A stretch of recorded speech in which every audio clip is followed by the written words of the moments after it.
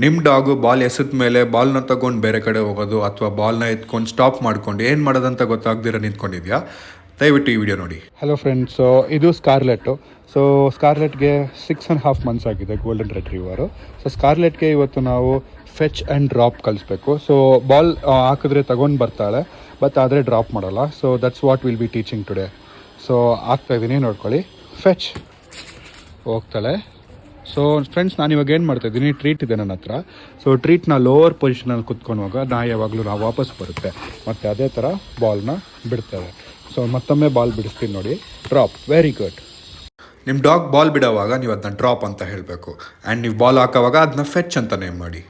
So lower ಪೊಸಿಷನ್ಗೆ ಹೋಗ್ತಾಯಿದ್ದೀನಿ, ಮತ್ತು ನೋಡಿ ಆಟೋಮೆಟಿಕ್ಕಾಗಿ ಬಾಲ್ ನನ್ನ ಕೈಯಲ್ಲಿ ಬಂದಿದೆ. ಆ್ಯಂಡ್ ಫೆಚ್ ಮತ್ತೆ ಹಾಕಿದ್ದೀನಿ.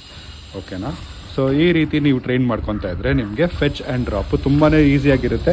ಮತ್ತು ಅದು ಮಾತ್ರ ಅಲ್ಲ, ಸೊ ಇದರಲ್ಲಿ ತುಂಬಾ ಎನರ್ಜಿ ಬರ್ನಿಂಗ್ ಎಕ್ಸಸೈಸೂ ಆಗ್ತಾ ಇರುತ್ತೆ. ನಿಮ್ಮ ಡಾಗ್ಗೆ ಬೇಕಾಗಿರೋ ರೆಸ್ಟು ಸಿಗುತ್ತೆ. ಆ್ಯಂಡ್ ಆಲ್ಸೋ ನೋಡಿ, ಬೇಕಾದರೆ ಮತ್ತೊಮ್ಮೆ ನಿಮ್ಗೆ ಮಾಡಿ ತೋರಿಸ್ತೀನಿ. ಸೊ ಇವಾಗ ಸ್ಟ್ಯಾಂಡಿಂಗ್ ಪೊಸಿಷನಲ್ಲೇ ರಿಸೀವ್ ಮಾಡ್ತಾಯಿದ್ದೀನಿ. ಸ್ವಲ್ಪ ಲೋವರ್ ಬೆಂಡ್ ಆಗಿದ್ದೀನಿ, ಮತ್ತು ನೋಸ್ ಹತ್ರ ಹೋಗ್ತೀನಿ. Very good, good girl. So encourage ಮಾಡಿ, ರಿವಾರ್ಡ್ ಮಾಡಿ. ಫೆಚ್. ನಿಮ್ಮ ಡಾಗ್ ಎನರ್ಜಿ ಕಮ್ಮಿ ಆದಮೇಲೆ ನೀವು ಗೇಮ್ನ ಸ್ಟಾಪ್ ಮಾಡ್ಕೊಳ್ಳಿ. ತುಂಬ ಡಾಗ್ನ ಎಕ್ಸಾಸ್ಟ್ ಮಾಡಬೇಡಿ. Fetch, fetch. Very good.